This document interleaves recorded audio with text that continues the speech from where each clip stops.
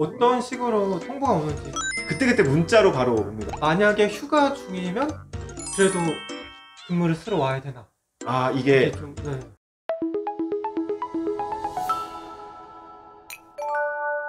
안녕하세요, 동티비의 현입니다. 균입니다. 오늘은 비상근무에 대해서 좀 얘기를 해보겠습니다. 국가직이든 지방직이든 사실 비상근무가 다 모든 분들이 쓰시긴 하지만 특히 지방직을 준비하시는 분들은 비상근무가 사실 정말 뗄래야 뗄 수 없는 그 맞아요. 공무원의 어떤 하나의 영역이기 때문에 꼭 끝까지 시청해 주시기 바랍니다. 그러면은 비상근무를 보통 언제 쓰는지 많이 궁금해 하실 것 같아요. 비상근무 같은 경우는 비상 상황이에요. 그렇게 생각하시면 되고, 재난 상황. 그 재난 상황이라는 게 이제 어떤 태풍이 오거나, 태풍, 뭐 덥거나, 폭염, 춥거나, 폭설, 뭐 눈이 오거나, 비가 오거나. 그렇게 국가 재난 상황이나 지자체 재난 상황에 따라서 이제 비상근무가 실시가 됩니다. 사실 이제 그 재난 상황이라는 게 사실 그 지자체나 국가나 이렇게 해서 선포하기 좀 나름이라서 조금 분위기가 다른데, 보통은 이제 아까 말씀드렸다시피 비 오고 눈 올 때는 주의보라든지 경보라든지 이런 것들이 있잖아요. 그럴 때는 무조건 서고요. 뭐 봄이나 가을에는 이제 산불 이제 감시 기간이나 이럴 때도 또 쓰고, 그리고 이제 뭐 재난 기간에는 이제 뭐 어떤 그 알 수 없는 그런 재해라든지 그런 상황이 생기면 사실 항상 저희는 나가 있다고 보시면 됩니다. 그래서 보통 어떤 것 때문에 많이 쓰는지 궁금해 하실 것 같은데, 제일 아무래도 많이 쓰는 거는 재난 상황 때문이죠. 재난 상황은 보통 이제 비가 많이 오거나 많이 덥거나 눈이 많이 내리거나. 그러니까 이제 그 기상청에서 나오는 이제 주의보라든지 경보 같은 거 생각하시면 될 것 같아요. 그러니까 저도 사실 비나 눈을 되게 좋아했는데 공무원이 되고 나서 주의보나 경보가 뜨면 자다가 벌떡벌떡 일어나요. 왜냐면 나가야 되거든요, 저희. 그 다음에 많이 쓰는 거는 전염병이나 가축 방역.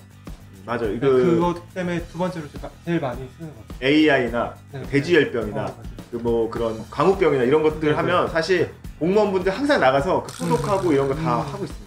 그래서 그 유형별로 보시면 1순위는 재난 상황, 2순위는 전염병, 가축 방역 등 순으로 해서 이렇게 표로 참고해 주시면.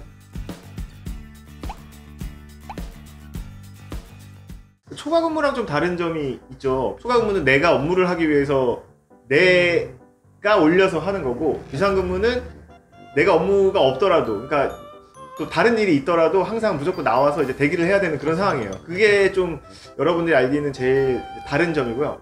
보통 이제 비상근무 때는 그 비상 재난이나 재해 대비를 해야 되기 때문에 그 지역이나 관할 뭐 시설이나 이런 거를 좀 뭐 순찰도 하고 좀 이렇게 연락 체계도 구축을 하고, 크게는 이렇게 생각하시면 될 것 같아요. 그리고 또 궁금해 하실 게 국가직이랑 지방직이랑 모두 하는지 궁금해 하실 것 같아요. 그러니까 사실 국가직은 이제 그 관련 시설이나 이런 것들이 조금 다를 뿐이지 뭐 사실 다 합니다. 그죠? 네. 다만 이제 조금 아무래도 지방자치단체나 이런 분들이 조금 더 많고요. 왜냐면 대민 업무가 주다 보니까 주민센터나 이런 시설도 다 나가 있어야 되는 상황이고, 그 광역자치단체나 정부 부처 같은 경우는 사실 제가 딱 그 친구분들한테 들었을 때는 조금 더 적은 것 같아요. 저희보다는.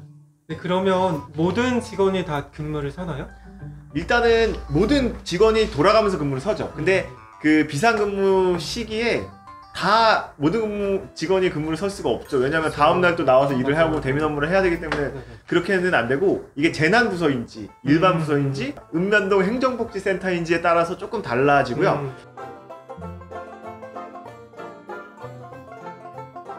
보통은 2인 1조로 근무를 쓰죠? 그쵸. 네. 대략적으로 알고 계실 게, 주의보나 경보 단계에서는 이제 일반 부서나 그 읍면동 같은 경우는 두 분씩 나오기 때문에 보통은 2분씩 나오고요. 재난부서, 안전총괄실이나 뭐 이런 데 있다 하면은 3분의 1이 나오고, 그리고 재난이 발생을 했을 때는 거의 모든 직원이 나간다고 보시면 돼요. 이렇게 다양하게 그때 그 단계별로 이렇게 정해져 있네요. 왜냐면은 이제 효율적으로, 그러니까 어쨌든 뭐 경보라든지 주의보라든지 이런 것들은 재난이 발생하지 않았나, 이제 뭐 순찰이나 전화대기나 뭐 비상 연락망 구축을 위해서 있는 거기 때문에 사실 그렇게 많은 인원이 필요하진 않고요. 사실 비상근무를 서지 않는다고 해서 집에서 발 뻗고 아무렇지도 않게 있을 수는 없어요. 왜냐면 재난 상황이 언제 발생할지 모르잖아요. 이게 그 당장 주의보 있다가 재난으로 넘어갈 수도 있는 상황이기 때문에 보통은 그럴 때는 회식이라든지 이런 것들도 좀 주의를 하는 맞아요. 그런 상황이죠. 그리고 또 궁금해 하실 만한 게 만약에 휴가 중이면 그래도 근무를 쓰러 와야 되나? 아 이게 좀 사실 정답이 없습니다. 우리가 살아가는데 정답이 없잖아요. 예, 내가 제주도 휴가를 갔어요. 예를 들어서 그 3박 4일 동안 갔는데 중간에 비가 온 거예요. 그런 경우가 많거든요. 왜냐하면 태풍이나 이런 것들은 여름철이나 휴가 기간에 많이 오기 때문에. 그래서 보통은 그럴 때는 과에서 내부적으로, 과에서 안 되면 개에서 내부적으로 그 이제 다음 순번, 그러니까 내가 이제 갔으면 우리 김윤희 주무관이 대신 서주고 대신 이제 제가 이제 휴가 가셨을 때 대신 서주고 이런 식으로 이제 도덕적으로다가 조금 융통성 있게 그렇게 가는 거기 때문에 이게 정해진 건 없어요. 정해진 거는 과에서 몇 명이 서야 된다 이런 것들만 정해졌기 때문에 사실 제가 다 서줄 수도 있는 거예요. 그러니까 다음날 일이 있기 때문에 내가 다 서줄게 이렇게 하실 수도 있고 그런 상황도 있어요. 요거는 이제 뭐 휴가 갔다고 너 나와 이렇게 할 수가 없으니까 그런 식으로 이루어집니다. 평소에 좀 친밀하게 지내야겠네요. 그렇죠. 왜냐면 조금 좀 규지 주무관님처럼 이렇게 사람들이랑 친하게 안 지내요. 발성하게 되는데 이렇게 안 서줄 수도 있죠. 그럼 어떻게 순번이니까. 근데 그렇게 하는 경우는 거의 없죠.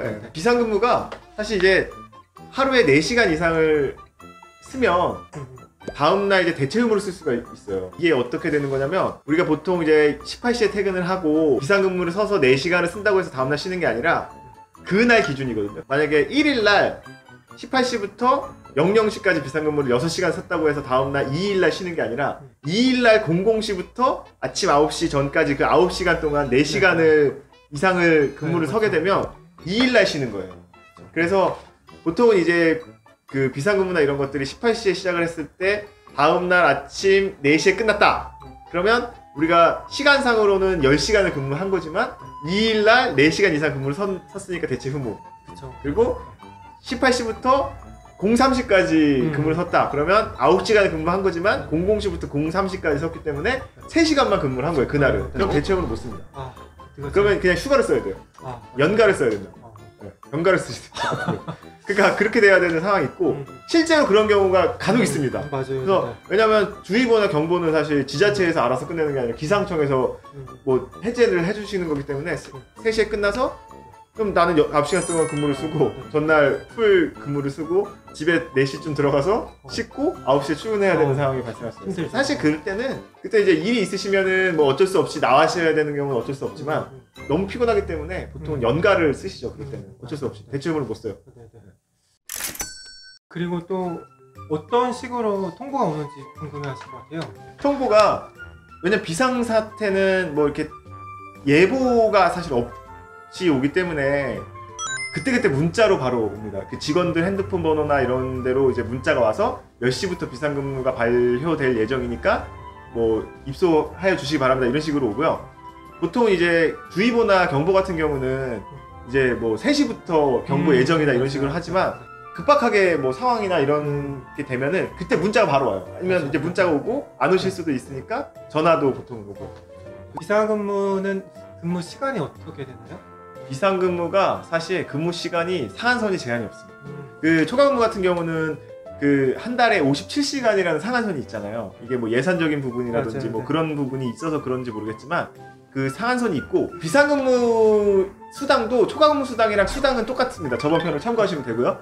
그래서 다만 상한선이 없기 때문에 그 뭐 100시간을 하든 200시간을 하든 그 하신 만큼 나오는 거지만 초과근무 수당이랑 똑같고 초과근무 수당을 받으시는 그 날짜에 똑같은 날 받게 돼요. 그래서 초과근무 수당이 내가 언제 초과근무를 했는지 비상근무 했는지 이게 나눠지는 건 아니고 다만 수당에 책정되는 개념에 따라서 조금 시간이 책정되는 개념에 따라서 조금 다르기 때문에 그렇게 알고 계시면 됩니다. 그러면 비상근무를 설 때 어떤 거를 하는지 좀 궁금해하실 것 같아요. 일단은 비상근무 할 때 우리가 전화 대기를 보통 한 분이 하고 한 분은 순찰 근무라든지 시설 감시라든지 이렇게 뭐 어떤 피해를 입은 게 없는지에 대해서 좀 알아보고 그렇게 하죠.